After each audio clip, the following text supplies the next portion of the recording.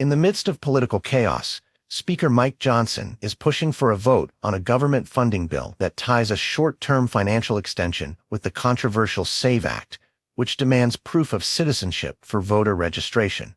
With a looming deadline of October 1st, Johnson ambitiously aims to secure the funding needed to keep the government running while addressing concerns about election integrity, something he believes is demanded by the American people.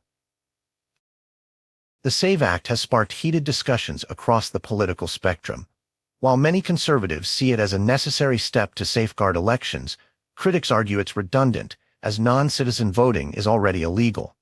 They fear it might suppress legitimate voters, a view especially prevalent among liberal thinkers who tend to see such legislation as an unnecessary barrier.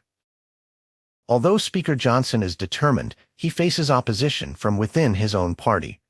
Notably, figures like Marjorie Taylor Greene and other right-wing Republicans criticize him for allegedly leading a fake fight. They suspect he's unwilling to stand firm against Democrats, particularly as there's a likelihood the bill won't pass the Democratic-controlled Senate. Furthermore, influential voices like Donald Trump add fuel to the fire. Trump insists that any funding bill must include stringent election security measures. Otherwise, he advocates for a government shutdown. Meanwhile, Senate Majority Leader Chuck Schumer and other Democrats demand a bipartisan solution, threatening the bill's passage solely on Republican terms. In this political chess game, Johnson is caught in a difficult position.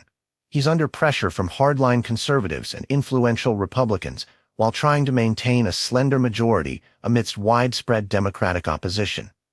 As the deadline approaches, the potential for a government shutdown looms large, raising questions about the real motivations and strategy behind Johnson's seemingly unwavering commitment to his path.